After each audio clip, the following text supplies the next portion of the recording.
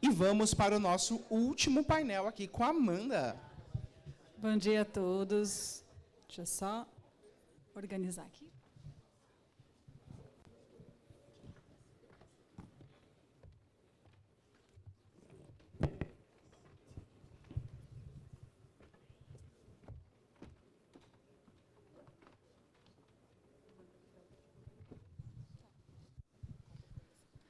Bom, gente, sejam bem-vindos ao painel Captação e Experiência do Investidor 360. Hoje a gente vai discutir como que a tecnologia e os dados deixam de ser apenas um suporte operacional para se tornar o motor central da distribuição. Para debater esse tema, eu convido aqui ao palco Daniel Varajão, Head de Distribuição da Porto Asset e Diretor de Investimentos da Porto Prev.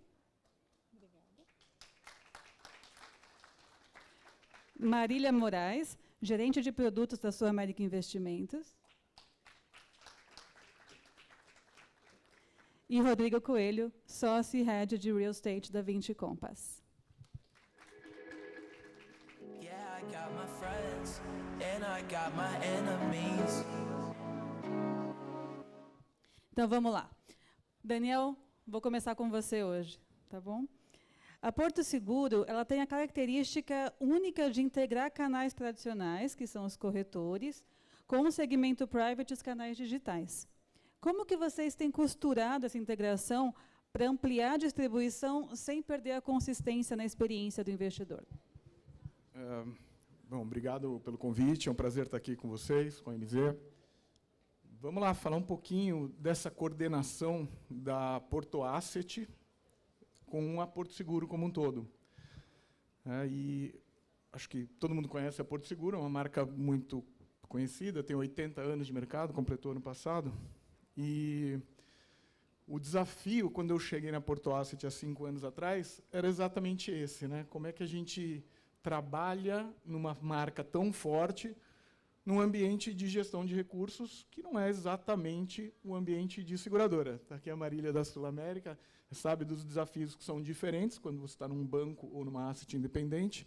Então, a gente está ali naquele meio do caminho. Marca forte, né, marca reconhecida por excelência, pelo cuidado com o cliente, com uma base incrível de corretores. Né? A Porto Seguro tem 40 mil corretores cadastrados, e desses, cerca de 30 mil produzem todo mês. Então, imagina que se eu pudesse acessar essa base e ele pudesse ser meu intermediário, não tinha concorrente para a Porto Asset. Né? A gente seria um monstro, um gigante no mercado. Então, esse canal corretor é o que a gente sempre tenta trazer para esse game de investimentos. Mas não é tão fácil. Né? Você tem desafios regulatórios, você tem desafio de incentivos, e você tem o próprio desafio educacional. Né? O corretor ele tem outros objetivos, outra forma de remuneração. Então, na Porto Asset, além da distribuição pelos canais tradicionais, varejo, plataformas, alocadores e institucionais, a gente tem também tentado coordenar isso. E aí, uma coisa que eu posso dizer, a Porto tem trabalhado em explorar a base pessoa física na forma distribuidor. Então, talvez vocês já tenham notado, a marca Portobank vem aparecendo muito. E dentro do Portobank, você vai ter o Portobank Investimentos, que é uma plataforma digital, é uma forma desse cliente do varejo da Porto estar conectado ao mundo de investimentos, e isso, é claro, que ajuda ali na captação da asset, já que você estando na mesma marca, né, assim como os grandes bancos já falaram aqui, você tem uma vantagem competitiva ali, sua marca já foi comprada naquele momento. Né? Então, tentando trazer aqui para você um pouco dessa integração, esse que é o desafio que eu acho que me encanta na Porto, é realmente coordenar todo esse ecossistema e tentar fazer com que a nossa asset seja uma asset cada vez mais consolidada e que atenda um número grande de pessoas. Excelente. Agora uma para Marília. Marília, a Sul América hoje ela fala com o Brasil todo. E a gente estava conversando um pouco e você comentou que tem um desafio de achar o tom, às vezes, porque quando você fala com um varejo, ele quer uma comunicação mais simples, mais direta, já o institucional ele busca algo muito mais técnico, né? Como que a área de produtos usa dados para resolver essa equação e apoiar o time de vendas, sem comprometer, claro, clareza, transparência?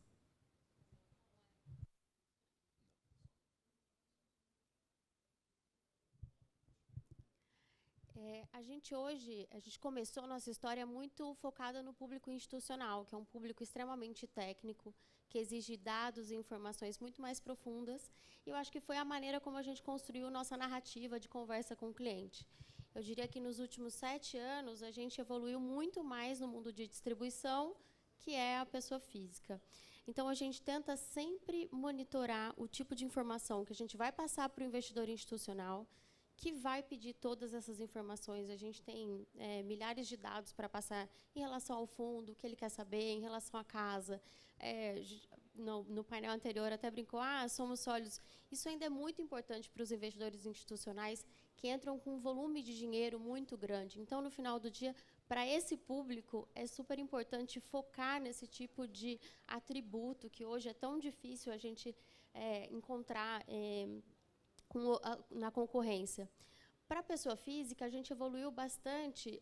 Eu diria que, nos últimos 5 anos, a gente tem feito muito vídeo. Gostei também que as meninas comentaram no YouTube. A gente tenta, em 2, 3 minutos, passar uma informação para o investidor final sobre o que aconteceu, colocar a cara do gestor.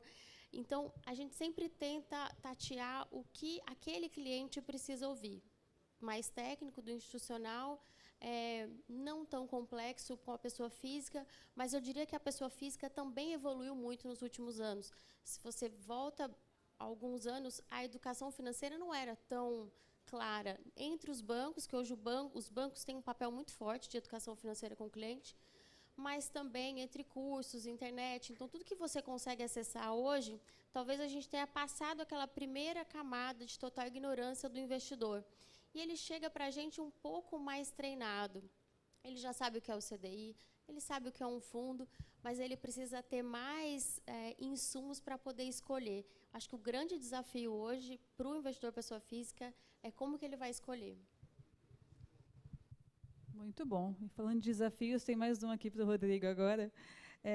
Rodrigo, a gente conversando também aqui nos bastidores, você fez uma analogia da Netflix com a gente. Você falou assim, você como gestora produz o filme, mas depende de uma distribuidora, que é uma plataforma para conseguir colocar esse produto para o cliente final. O problema é que você não tem necessariamente os dados do cliente final, foi uma conversa que a gente teve.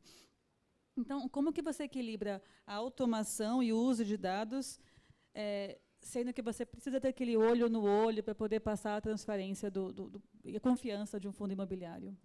Bom dia, Amanda. Obrigado pelo convite. É um prazer estar aqui hoje. Prazer dividir o painel com a Daniel e com a Marília também. De fato, acho que esse é um dos nossos principais desafios, né? Eu, como corretor da área imobiliária, a gente faz a gestão de fundos imobiliários, onde a gente tem hoje um pouco mais de 500 mil investidores individuais dentro dos nossos fundos, né? Se você olhar esse mercado de fundos imobiliários, há 5 anos atrás não existiam 500 mil investidores que compravam cotas de fundos imobiliários. Hoje a gente está falando de um mercado que, no total, tem aproximadamente 3 milhões de clientes, crescendo muito mês após mês. E eu acho que, com esse cenário que a gente está vendo do macro, acho que esse número vai crescer numa exponencial agora para frente ainda maior. E você tem aí, eu acho que um desafio muito grande, que é exatamente isso que você mencionou, que é você estar acessando o teu cliente final, né? E o fundo imobiliário, ele tem um lado regulatório, que até no painel anterior falaram, foi super rico, acho que falaram de várias coisas importantes, entre elas tocando na questão de compliance. Compliance para fundo imobiliário é algo super relevante, porque você aqui é como se você fosse companhias abertas, listadas. Você tem a mesma regulamentação de disponibilidade de informações.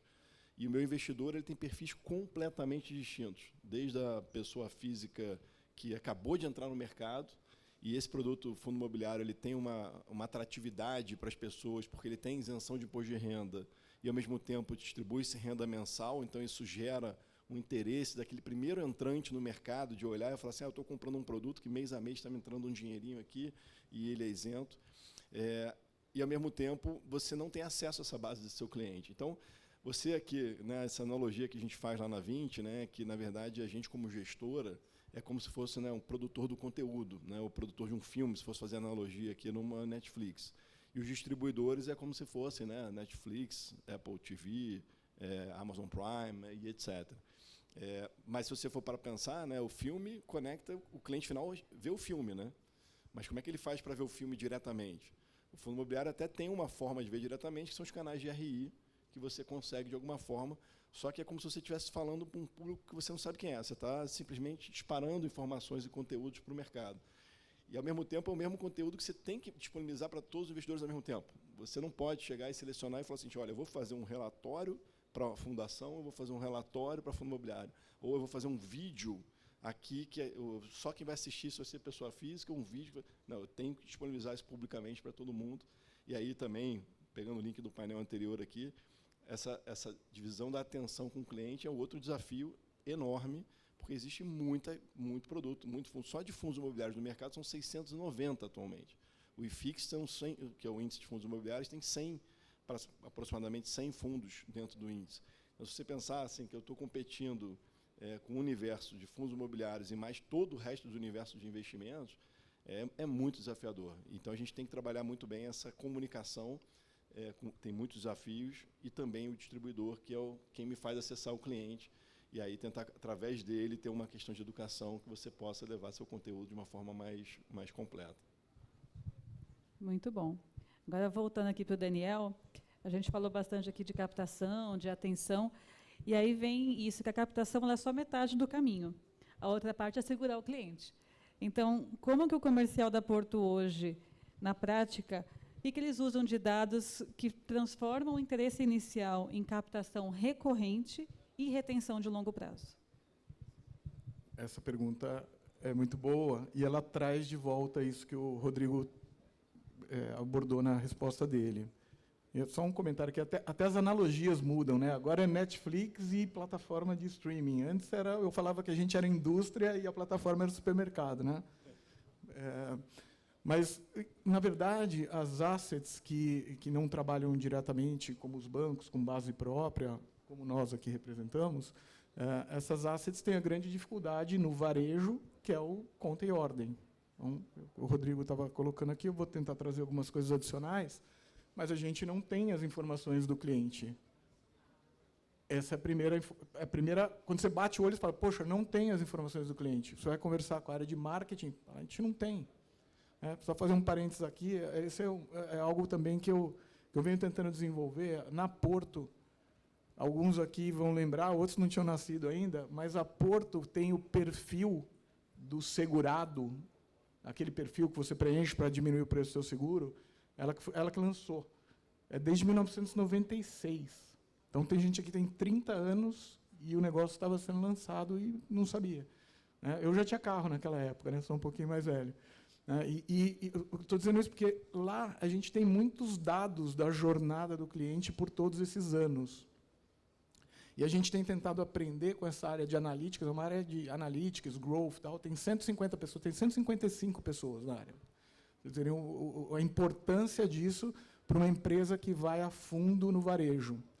A gente lá na Asset tem lá cerca de 100 mil cotistas. A gente não consegue essa profundidade, mas a gente consegue algumas coisas.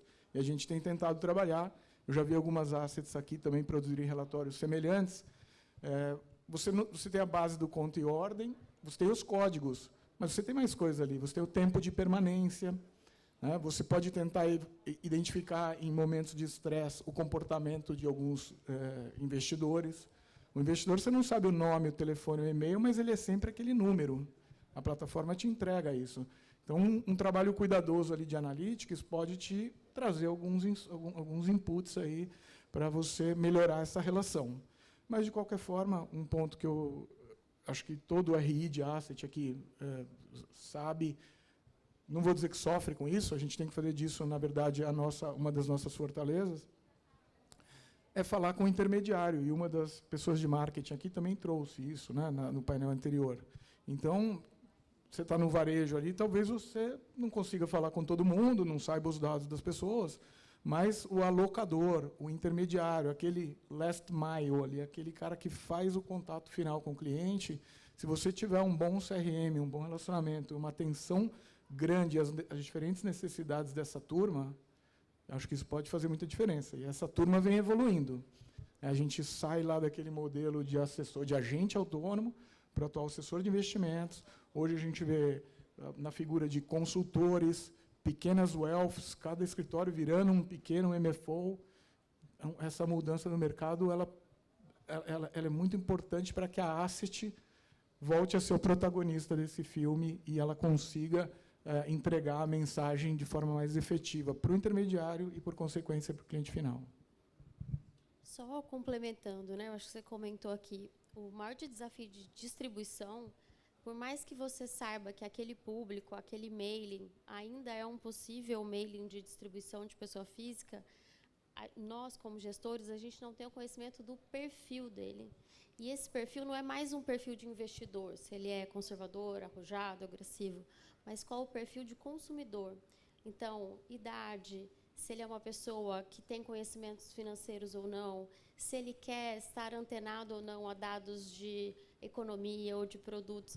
Então, é um desafio tão grande, porque se você erra a sua cartada, ou no e-mail marketing, ou num acesso que você tem àquele cliente, e ele dá um opt-out para você, você perdeu uma oportunidade ali por um bom tempo, né? Então, acho que a gente ainda tem muito espaço para melhorar isso, mas por uma questão até de modelo de negócio, a gente fica um pouco impedido de trabalhar com mais profundidade. Eu ia só complementar também um ponto, que nessa questão regulatória, acho que também tem alguns avanços que têm que ser feitos assim, de alguma forma, né? Às vezes o cliente, que é o comprador do produto final, quer ter acesso direto, e ele não consegue, ele não sabe, ele não entende como é que ele faz para chegar e acessar aquele negócio. Só que, assim, do nosso desafio, né, quando a gente tem, como eu comentei, um pouco mais de 500 mil investidores individuais, a gente, como não é administrador do fundo, mas o administrador, o escriturador, eles recebem da B3 uma base de clientes com informações muito básicas. E nessas informações não tem a obrigatoriedade do cliente botar o e-mail dele. Então, nem mesmo que a gente quisesse, por exemplo, botar o e-mail dele para numa base de cliente ali, ou pelo menos oferecer para ele, olha, vi aqui que você comprou uma cota desse fundo. Temos um mailing que você distribui informações aqui a respeito desse fundo. Você gostaria de se cadastrar? Eu não consigo. Então, assim, você precisa buscar outras formas de acessar esse cliente. E aí, acho que tem um pouco também, de novo, puxando o que foi falado no painel anterior, um pouco de marca. Então, você tem que estar... o cliente tem que ter aquela coisa do desejo de ter um fundo daquela gestora e ele correr atrás disso. Mas volto de novo ao ponto do Daniel, que ele fala, e tem toda a razão, que a gente tem que acessar através dos distribuidores. E aí, no caso muito específico aqui do que eu faço, né, você tem os distribuidores, que são, né, os grandes corretores, quem está distribuindo os produtos, e também através de um trabalho ativo de RI com as casas de research e com os influenciadores, que é uma coisa que também foi falado no painel anterior e que é um grande desafio, porque você tem níveis muito distintos de influenciadores dentro desse mercado e o que muitas vezes quer o cara é o caça-clique, quer receber, quer fazer o barulho, quer fazer coisa, e às vezes a informação, o conteúdo que ele leva para o cliente final não é o conteúdo desejado, que a gente não gostaria que fizesse. Então, a gente tem um trabalho, às vezes, até de se aproximar dessa turma para evitar que o conteúdo seja passado de forma errada. Às vezes, a gente fica monitorando redes sociais para ver o que está sendo falado dos nossos fundos, e se a gente identifica que tem alguma bobagem sendo falada, alguma mentira, alguma coisa errada, a gente tenta ir atrás da pessoa para falar, olha, eu sugiro que você tire isso do ar. Você está falando uma coisa que, se você não tirar, a gente vai ter que, talvez, tomar alguma medida contra você. Acho que a gente nunca precisou ir tomar alguma medida, e as pessoas, na mesma hora, acho que quando vem, pelo menos quando é com a gente, que é a 20, o cara fica com um pouco mais de receio de falar alguma bobagem, eles vão lá e acabam tirando do ar, mas é aquela coisa, o conteúdo já foi, muita gente acessou, já viu, e tem bobagem sendo falada que é contra, inclusive, até a gente chama a atenção disso do ponto de vista regulatório, o cara falando coisas que não deveriam poder falar, até para o investidor. Né? Eu já vou emendar uma pergunta para você aqui, então, Rodrigo, eu acho que faz sentido, porque hoje você acaba sendo quase que um RI para o assessor. né, tendo esse apoio todo. Que ferramenta que você entrega para o assessor para facilitar a vida dele na ponta final? O que ele faz o assessor escolher um fundo da Vinci, não do concorrente? E que tipo de acesso à informação você provê para ele? Eu acho que isso também, assim, a gente nunca vai poder fornecer uma informação que ela não é disponível também publicamente para os investidores em geral, e que torna, de novo, um outro desafio. Mas o que a gente faz bastante, quando você pensa na cadeia do assessor, até na cadeia do assessor é uma outra coisa complexa, né? Porque, assim, você sabe, vou dar um exemplo aqui, BTG XP. Se eu falar com redistribuição do BTG XP, eu não estou acessando o assessor. Eu tenho que acessar o escritório de agente autônomo daquele banco, ou a área de wealth, ou a área de private daquele banco, para poder acessar. Então, a gente tem que ter, é uma questão muito de aproximação. A gente tenta, o tempo todo, buscar paretos, no sentido de, olha, quantos distribuidores efetivamente distribuem fundos imobiliários. Então, a gente é muito próximo dos bancos, das distribuidoras, e fala, olha, dentro da tua base, aí, quem são os escritórios que mais trabalham ofertas de fundos imobiliários? Quem, nos últimos meses, está fazendo mais esse trabalho, esse papel? Pô, você me apresenta?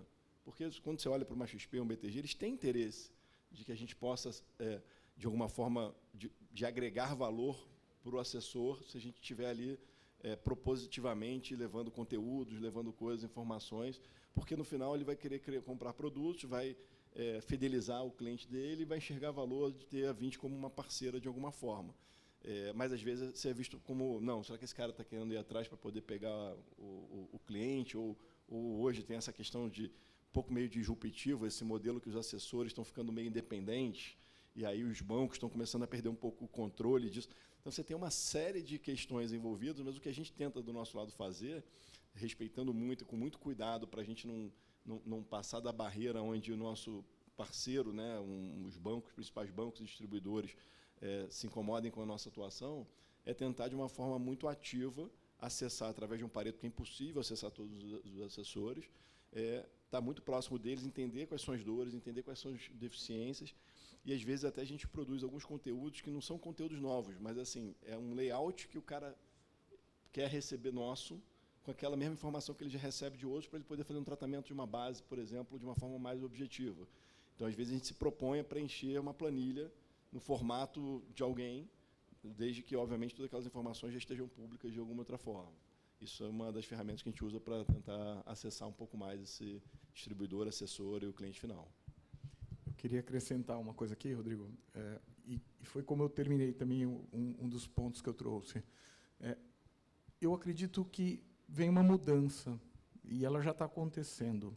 Então, quando a gente fala que a gente tem que acessar o agente autônomo, que eu chamei de last mile, tem que falar ali com o cara final, ele tem que confiar em você, tem que entender a filosofia da tua casa, ver se aquilo funciona para o cliente dele, mas você sempre tem que transpor a barreira da plataforma que tem os seus próprios interesses.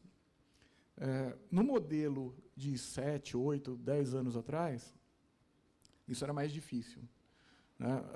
Agora, hoje, e aqui trazendo um assunto que está bastante falado, com a mudança de formato de cobrança da assessoria, de commission-based para fee-based, eu acredito que isso vai ser um grande diferencial para as assets, principalmente para as assets independentes.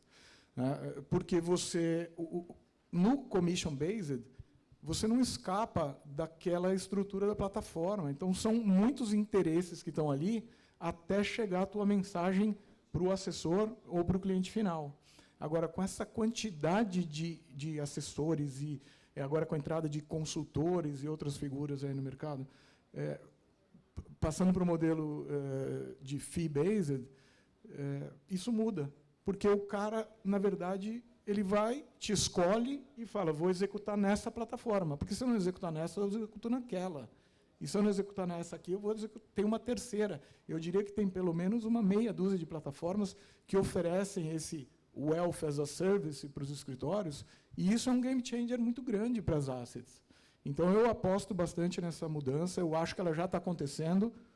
A XP divulgou a semana passada, posso errar o número aqui, mas acho que 21% dos clientes deles já são commission-based. Desculpa, fee-based. Toda vez que eu penso em um, eu falo no outro, então vocês podem fazer automaticamente a conversão. 21% fee-based. No ano passado, no Summit do BTG, a gente identificou que entre os escritórios e assessores que passaram no nosso stand, excluindo base própria do BTG, B2C do BTG, que era praticamente meio a meio entre commission-based e fee-based. Então, a gente tem que se preparar para essa mudança que já está acontecendo, para, vou repetir aqui, para voltar a ter o protagonismo, voltar a ter esse contato direto com, engraçado, né, direto com o intermediário, mas com o alocador, assessor, consultor, e à medida que você tem esse contato direto, o seu discurso, o seu pitch de venda, o seu storytelling passa a ter muito mais valor e você depende muito menos do interesse comercial de alguém que está ali no meio do caminho, que viraram gigantes do mercado. Eu acho que a gente vai ser muito mais cobrado, né? Nós, como gestores, para o resultado que, de fato, aconteceu. Então, os assessores que vão trabalhar nesse modelo, eles vão receber uma cobrança ainda maior do cliente, e isso, naturalmente, vai bater para todo mundo aqui. Então, vamos ter mais trabalho aí pela frente. Aí eu acho que o ponto que o Daniel está trazendo é super relevante, né? Porque são duas grandes mudanças acontecendo em paralelo, né? Primeira questão dos escritórios de agentes autônomos poderem virar corretoras e, no final, serem independentes da sua, vamos chamar aqui, da mãe da estrutura, o que você já, de certa forma, consegue criar novos distribuidores, o que aumenta, né? Hoje é um mercado muito concentrado quando você fala, por exemplo, da distribuição de fundos imobiliários. Tem um player que tem 50% no mercado, o outro tem 35%, os outros 15% têm o resto. Nem 35%, acho que o segundo deve ter 20%, talvez. Acho que eu puxei um número muito forte. Então, você tem essa concentração que ela vai desconcentrar ao longo do tempo, se esses escritórios estão ficando grandes, estão virando corretoras, teve a QI, Monte Bravo, tem uma série de empresas que estão virando suas próprias corretoras, mas essa questão do comissionamento eu concordo totalmente com o Daniel, porque hoje, quando a gente vai lançar um produto, era uma coisa muito transacional. Você chegava lá, o produto maravilhoso, excepcional, e falava assim, pô, deveria pagar um fee de distribuição menor do que um produto que é ruim, que não faz sentido para o cliente, eventualmente. Aí o cara que tinha um produto ruim, ele vinha com um FII lá em cima. Aí o banco acostuma, e acostumava os agentes, os escritórios, a falar o seguinte, não, a FII bom aqui para distribuição, total aqui é 4%, o FII para o distribuidor vai de 1,5% a 2%, e, pô, beleza. Aí chega nós lá com um produto que está super redondinho, produto super bacana, e aí o cara fala, não vou distribuir o produto porque você está pagando 1% e não 1,5% ou 2%, que é o que eu recebo aqui, eu prefiro focar no fundo ali. E aí gera um incentivo perverso, que é você vender muito mais os produtos ruins para o investidor. E aí isso queima, inclusive, a indústria. Então, acho que até esse movimento que vai fortalecer, eu acho, as gestoras e vai dar mais relevância para a gente, quando a partir do momento que os assessores são remunerados como um percentual do capital, né, que está alocado com ele, que é uma preocupação dele com o retorno do investidor, que ele não tinha muito, ao mesmo tempo que ele vai estar podendo, para nós, oferecer produtos de mais qualidade, e a gente vai poder ser mais parceiro deles ainda para poder distribuir mais produtos. Então, e eu acho que a indústria toda ganha, porque aí os produtos ruins não vão ser mais distribuídos, porque, no final, ele vai ser, o cliente dele fala assim, por que eu vou alocar nesse produto? Ele vai ter um grau de critério para selecionar um produto muito mais exigente do que ele tem hoje, quando ele simplesmente recebe um FII para distribuir um produto, né? Excelente conversa e um tópico muito, muito importante. Agora, mudar um pouquinho, só voltando para dados. Marília, você também é especialista em ESG, na área de produtos. O que a gente viu muito é que o mercado sofreu com greenwashing, o investidor ficou muito cético. Como que você fez para transformar o ESG em um selo de marketing mensurável no relatório? O que você consegue entregar de concreto para justificar uma alocação para o cliente? Bom, acho que aqui a gente contou muito com a regulamentação, né? A Anbima, em 2022, ela lançou uma regra que a gente deveria seguir ao adotar o selo IS nos fundos de investimento, e essa regra ela vem com uma série de cobranças que nós, gestores, temos que entregar para o investidor. Então, a gente tem uma metodologia que ela precisa ser bem clara, coisa que não existia antes. Então, qualquer gestor segundo sua avaliação, poderia dizer que o fundo dele era um fundo ESG, e hoje não. Você tem uma metodologia, você tem uma cobrança anual sobre as ações que você faz em relação àquele fundo, e você tem também uma regra de transparência mensal que você precisa trazer para o cliente. Então, no nosso caso, hoje a gente tem mais de 12 bilhões em fundos de crédito privado que seguem essa mesma metodologia, onde a gente aloca em ativos best in class ou títulos temáticos. E a gente precisa divulgar mensalmente isso, qual é o objetivo daquele ativo que eu aloquei. Se ele é um best in class, se ele é um título temático, ou se ele tem um setor de contribuição positiva. E a gente precisa trazer essa transparência para o cliente, porque é isso, né? Já tivemos muitas questões sobre fundos que, de fato, não entregavam aquilo que se propunham, e a gente preza muito pela credibilidade no longo prazo. Então, a Ambima veio com isso, a gente também consegue evoluir nos nossos relatórios, e também eu acho que a adesão a algumas frentes ajuda bastante. Há uns 2 anos, a gente aderiu, por exemplo, ao relatório de stewardship da AMEC. Isso também nos faz, como gestora, sempre repensar na nossa evolução. A gente também é aderente ao PRI, que é uma instituição mundial, eles estiveram aqui o ano passado. Tudo isso é um motor para a gente melhorar. E a gente gosta de uma frase que ESG não é revolução, é evolução. A cada ano a gente descobre novas formas de aprofundar no tema e de entregar para o gestor, para o cliente, acima de tudo, uma gestão de risco. Porque hoje, quando eu adiciono um fator ESG na avaliação daquele ativo que eu estou comprando, seja de renda variável ou crédito privado, eu estou adicionando uma camada a mais de avaliação de risco para ele. A gente consegue ver alguns casos práticos nos últimos anos, até da nossa gestora mesmo, que o nosso fator ESG teve uma função muito importante ali dentro daquele portfólio, contra os outros portfólios que, por exemplo, algum ativo não seria vedado ali dentro. Então, a gente tem evoluído muito nessa comunicação nos últimos anos. Muito bom. E voltar a um tema que a gente falou bastante no primeiro painel, que foi IA, no primeiro painel e no mundo, é o que se fala hoje, né? Como é que é na casa de vocês hoje? A IA já toma alguma decisão de alocação ou distribuição sozinha? Como é que vocês estão lidando com tecnologias novas hoje? Bom, vou começar aqui. Decisão de investimento, não. Pelo menos na área imobiliária, não quero cometer a bobagem de falar que você pode ter que, eventualmente, uma área ou outra dentro da 20 que já esteja usando isso para tomar decisão, mas eu não tenho conhecimento. Na distribuição, como a gente não é, né, efetivamente distribuidor, então a gente não tem esse papel na IA, o que a gente usa bastante a IA são em todos os nossos processos internos, para tudo. Essa é uma discussão, eu diria que quase que diária que a gente tem, e a gente envolve bastante gente. A gente tem um comitê hoje de AI dentro da 20 que fica olhando para entender o que a gente pode pensar em melhorias e trazer tecnologias. E antes tinha aquela coisa, né, 10 anos atrás, quando você olhava, você queria pedir para a TI um sistema, eu queria botar alguma coisa, não, isso aqui eu não posso botar porque isso aqui fere a minha política de segurança de dados e tal.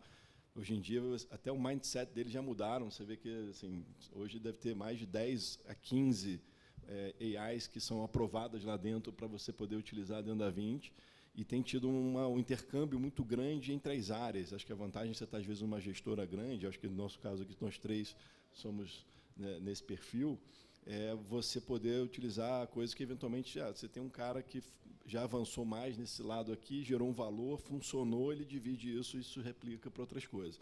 Então, AI a gente usa muito, como eu estava falando, para processos, e na parte de RI, hoje eu não vejo um analista, um gestor, escrevendo um fato relevante, um relatório, sem ter passado por AI. Por mais que as pessoas possam saber escrever bem, ter bons conteúdos, indevitavelmente você usa nem que seja para ver uma segunda opinião de como fazer. Tradução de material, então, nem se fala. Antigamente, né, era o estagiário que você fala com o investidor estrangeiro, tem a mesma apresentação já pronta em português, quero fazer em inglês. O que você via de coisas esquisitas escritas ali era terrível. A qualidade da tradução, óbvio, ainda tem que ter revisão, ainda tem que ter um segundo olhar, mas você gasta muito menos tempo dentro desse processo. E eu acho que nessa questão de AI também, nessa parte do RI, do que você tiver de base de informação de cliente, do que dá para você ter, também é uma análise que você consegue com inteligência artificial, por exemplo, entender assim, a gente hoje recebe um número de questionamentos direto via e-mail dos nossos clientes. Tratar essas informações. Quais são as informações que estão sendo mais questionadas nesse mês nos nossos fundos? Então, espera aí, isso aqui vai me dizer que eu preciso, no próximo relatório, tratar isso de uma forma mais estruturada. Não só nos nossos canais diretos, mas, às vezes, até na própria internet. Então, filtrando, por exemplo, o que os influencers estão falando, o que os canais como, por exemplo, o Clube FI, que é uma comunidade de fundos imobiliários, tem lá uma comunidade onde as pessoas postam coisas, né, como se fosse uma rede social. Então, ali você tem muita informação que, se você fosse pegar um olho humano para fazer isso, você ia gastar horas e horas e horas para poder analisar e você não ia ter uma coisa muito objetiva e concreta. E com inteligência artificial você consegue, muito rapidamente, filtrar e te ajudar a direcionar o caminho da comunicação. No primeiro painel, o José Maurício, do Banco do Brasil, o economista do Banco do Brasil, ele falou que tem que ver com calma qual AI que vai sobressair. Enfim, não quero resumir o que ele falou, que ele fez uma exposição bastante interessante, mas eu queria trazer um ponto adicional, que até vai um pouco numa linha contrária do que ele está falando. A AI, ela é uma realidade no ganho de produtividade individual de cada um. Ela é ferramenta para todo mundo. Então, eu não consigo ver uma pessoa que não esteja usando AI para alguma coisa dentro da Porto Asset. Mas esse, talvez, o que ele estava colocando, não é o grande ponto de virada da AI. E aí, pensando em produção, eu vou trazer um exemplo que a gente está implementando lá e vai implementando em fases. Bom, todo mundo aqui, a Sul América, a própria 20 também cresceu muito no mercado de crédito privado, né? E você tem uma quantidade, bom, a gente tem lá mais de 100 papéis onde a gente investe. A gente tem que fazer a revisão de todos os papéis, sempre que sai uma notícia, sempre sai um balanço, sempre que sai uma informação relevante. Bom, se tem 52 semanas, são 2 cases por semana que têm que ser revistos a fundo. A gente está implementando AI para fazer a leitura e padronização de toda a informação de crédito. Então, essa é a primeira iniciativa de produção que está entrando realmente em vigor, já está ajudando em uma série de coisas. Então, esse é um exemplo concreto. Legal, a gente também está fazendo de crédito, é legal que a gente cresceu muito o crédito privado nos últimos anos, a gente está com mais de 28 bi, então é grande para a gente aqui, falando de Sul América. O time de gestão tem uma área específica que atende a gestão e eles têm um modelo de relatório que avalia exatamente todos os ratings dados pelas agências classificadoras e todo o comportamento das taxas médias que esses ativos estão sendo negociados. E ele clusteriza todos esses ativos em 1, 2 e 3. E essa clusterização é um alerta para o analista, ou seja, se aquele ativo AAA está sendo negociado na pior taxa, é um trigger para o meu analista reavaliar a avaliação interna que a gente dá. Então, isso é um projeto super legal, que tem crescido bastante lá. Fora as outras frentes com gestão, leitura de headlines também, eu acho que é uma coisa que ajuda muito a gente, o time lá consegue filtrar o que de fato é importante, porque a gente está num mundo muito barulhento. Imagina a cabeça do gestor avaliar todas essas informações. Então, o AI tem sido uma grande frente. Mas a IA tem entrado agora no outro time. Então, para o time de gestão é super óbvio. Para os times de RI, para os times de produtos, eu acho que a gente ainda tem muito espaço para melhorar. Então, a gente está com uma frente agora, por exemplo, para responder diligência. Nós, Assets, respondemos milhares de diligências. É um trabalho enorme. Você comentou de tradução, né? Eu falo que os jovens não sofrem mais como a gente sofria antigamente, né? Então, esse pequeno sofrimento que a gente deixa de ter no dia a dia, que resolve com IA, eu acho que a gente tem ganhado muito tempo, principalmente nas áreas operacionais. Só trazer um outro ponto aqui, acho que, quando o Daniel falou de um exemplo, né, eu também acho que, só para dividir como é que essas coisas podem ser utilizadas, né, e de novo, dentro da 20, a gente vai fazendo iniciativas individuais nas áreas, porque as pessoas vão dando ideias e depois a gente vai tentando aproveitar dentro da gestora em outras áreas. Uma coisa que surgiu dentro da área imobiliária, né, a gente, nessa dificuldade de ter diversos formatos de conteúdos que atendem diferentes perfis de investidores, a gente fez a iniciativa do nosso relatório mensal virar um podcast. Uma coisa de 15 minutos ali, onde as pessoas vão lá, se quiserem, bota no som ali e fica ouvindo um resumo do que é o relatório mensal, que a gente divulga. E a gente viu que teve uma aderência quando a gente começou, a gente até foi provocado por uma área de distribuição dentro da 20, uma área que conversa, né, com os distribuidores aqui na 20, e falaram, olha, acho que seria legal fazer. A gente falou, bom, a gente sempre foi meio dessa coisa de comprar a ideia e depois ver se der errado, a gente não é muito caro fazer, vamos botar para fazer. Só que a gente começou a ver que estava tomando muito tempo dos gestores, porque os gestores pegavam um relatório, do relatório traduziam num roteiro, que era um resumo do relatório, ia para um roteiro, do roteiro eles iam para uma sala de gravar esse podcast.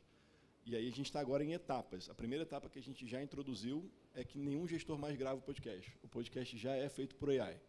Então, se vocês ouvirem hoje um podcast mensal da 20, eu lamento informá-los que não é um gestor da 20 que está ali falando. É um conteúdo... Foi ele que escreveu a base da informação.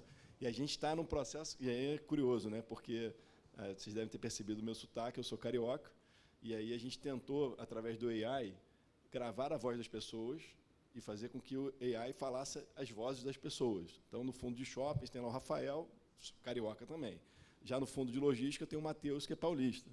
E aí o seu prompt já vem com sotaque, é isso? Então, aí o que acontece? A gente foi pegar a ferramenta existente para fazer isso, a gente pesquisou bastante, e aí a ferramenta não tinha essa questão de adequação de sotaque. Então, ele pegava a voz perfeita, mas pegava um carioca falando sotaque paulista. A gente falou assim, caramba, é muito estranho para quem conhece a pessoa ver que o cara parece que está falando em outra língua, né? Então, a gente, não, peraí, vamos fazer o seguinte, vamos ter um nosso... locutor de podcast vai ser um robô. A gente personalizou, escolheu a voz, que a gente achou que tinha mais a ver com o processo de um podcast, e aí a gente passou a escrever um roteiro. Agora, o que é a nossa etapa que a gente está fazendo agora? A gente está fiz reunião sobre isso essa semana. A gente está incluindo para dentro da AI todos os nossos relatórios mensais históricos que a gente já fez, todos os podcasts mensais que a gente já fez, e agora a gente quer fazer que isso seja tudo automático. Ou seja, escrever um relatório, ele já saia com o podcast gravado. Isso, do ponto de vista de processo, se você pensar que a gente tem hoje 4 fundos listados, que tinham 4 gestores, que faziam os resumos, que preparavam, iam para uma sala, perdiam, a gente estava economizando 4, 5 horas de trabalho mensal das pessoas que estavam atuando e pessoas que têm um nível de senioridade alto, né? Então, óbvio, o que a gente vai fazer? A gente vai botar o analista mais júnior de RI para revisar. A gente não vai implementar e botar no mercado depois tem alguma atrocidade. Daqui a pouco eu acho que nem vai precisar, mas no começo vai ser isso. Mas a gente está transformando talvez 5 horas, aí, vezes 4, 20 horas, em trabalho de 1 hora de um analista mais júnior. Então, assim, a produtividade é algo que eu acho que é infinita com AI, mas eu acho que a gente ainda está naquela etapa que ainda não é transformacional, que as pessoas falam, né?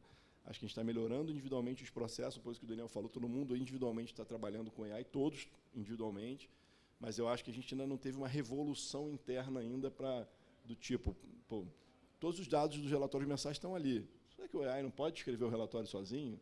Será que ele não pode tomar uma decisão de investimento? Será que ele não pode tocar uma diligência? Será que ele não pode... não sei responder, mas eu acredito, se tivesse que chutar, que sim, em pouco tempo a gente vai ver isso, e aí você vai ter só grandes tomadores de decisão ali dentro, conduzindo esses robôs, né? E com essa deixa, eu faço a última pergunta para vocês aqui. Se uma plataforma digital já me dá uma carteira recomendada, o rebalanceamento automático e o relatório de performance, qual que vai ser o argumento de venda do assessor de investimentos daqui a 5 anos? O que vai sobrar para ele fazer que a máquina não faça? Posso arriscar aqui o começo. Acho que eu vou numa linha não muito moderna, não muito tecnológica.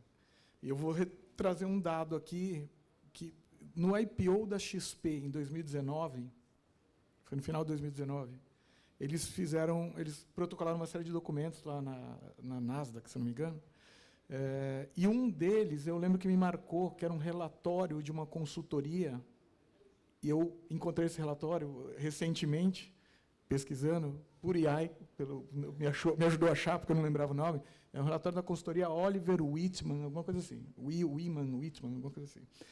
Nesse relatório, ele falava que, há 7 anos atrás, em 2019, 93% dos investidores brasileiros tinham alguém com quem ele falava para decidir os investimentos. 7 anos atrás. E esse alguém, na época, era o gerente de banco, e mudou bastante coisa de lá para cá, foi substituído por essas figuras que eu comentei aqui, assessores, consultores, etc. Mas eu acho que, em 7 anos, não mudou o comportamento. Por mais que a AI ou os instrumentos eletrônicos te disponibilizem uma carteira, alguma coisa, aquele consumidor padrão médio, varejo, eu estou falando, ele vai olhar e ele vai perguntar para o cara do Rodrigo, para o pessoal da Marília, para o pessoal da Porto, vai perguntar, mas isso aqui é isso mesmo? Tem valor? Porque investir o seu dinheiro é um negócio de muita, é um processo de muita confiança. Para finalizar, dá tempo para os meus colegas aqui, eu acho que o last mile, a última pessoa que fala com o cliente, o contato humano que trouxeram na apresentação anterior aqui também, o pessoal de marketing, esse não é substituível.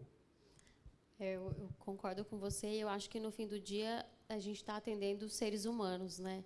Então, por mais que a gente entregue uma carteira recomendada perfeita, que vai trazer uma rentabilidade boa em 2026, 2027, imprevistos acontecem, as pessoas casam, as pessoas separam, as pessoas abrem empresas. A gente está falando de sonhos de vida das pessoas.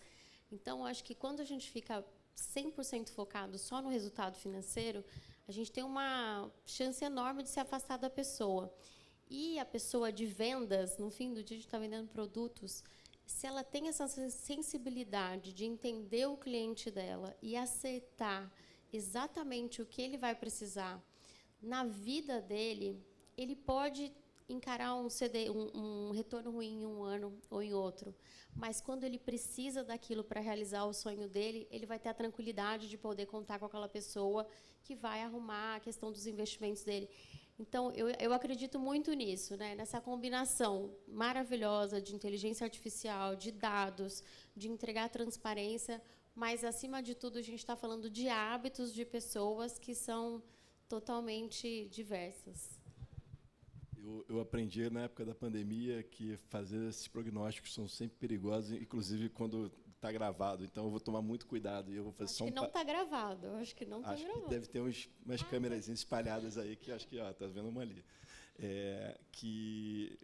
Só para comentar a história muito rapidinho, mas em janeiro de 20, eu fui gravar um podcast na Empíricos, para falar sobre o que seria, e o cara não estava combinado, no meio puxou uma pergunta para falar de um tal de um vírus que estava acontecendo na China, e tal, em janeiro de 20. E aí, nem preparado eu estava para essa resposta, mas eu estava, obviamente, já ouvindo falar, já tinha lido, já tinha tal. E aí eu falei, na minha opinião, na época, que eu falei assim, eu não acredito que isso vai gerar grandes impactos, você está falando de uma outra região, de um vírus, do outro lado do mundo, etc. Passada a história, não preciso nem falar o que aconteceu, né? Então, quando a gente pensa em tecnologia 5 anos à frente, eu acho que são duas coisas que, as duas coisas sozinhas já são super difíceis de fazer prognósticos. E eu acho que essas coisas são meio pêndulos, né? Acho que está no momento agora que está todo mundo desesperado para poder entender o que a tecnologia vai te ajudar, mas eu acho que vai ter uma hora que vai voltar um pouco esse pêndulo para o lado, que é a questão do contato humano, que foi falado aqui de novo, e foi falado no painel anterior, que eu realmente acho que isso vai ser um diferencial para a questão, principalmente no lado dos assessores de investimento, relacionamento. Eu acho que vai ser todo mundo muito mais produtivo, acho que as carteiras recomendadas pelos próprios assessores vão ser muito mais eficientes, acho que ele vai conseguir oferecer bem mais produtos muito mais adequados ao perfil daquele investidor, porque muitas vezes também quando você faz uma coisa hoje em dia é pouco customizada, né? Aquela coisa que se usava na década de 90, perfil conservador, perfil arrojado, aí você fala, cara, mas o perfil conservador para um cara que precisa comprar um apartamento daqui a 2 anos um perfil arrojado para um cara que tem um patrimônio infinito, que não faz diferença para ele se ele perder ou ganhar 5 milhões de reais num dia ou no outro, é diferente para o cara que tem um perfil arrojado, mas que tem que comprar um apartamento daqui a 1 ano. Então, assim, acho que essas customizações elas vão ser feitas e você vai trazer uma eficiência muito grande, mas eu não consigo imaginar que vai ser tudo feito pelo cliente final, direto. Ou seja, eu acho que o papel do assessor vai ser muito essa questão de relacionamento conseguir entender muito bem esse perfil do seu cliente, acessar uma base de dados, de informações, trabalhar essa tecnologia para poder oferecer os melhores produtos para os investidores. Mas espero que eu não esteja falando nenhuma bobagem, daqui a 5 anos eu me arrependo do que eu estou falando aqui. Está gravado, isso é que importa.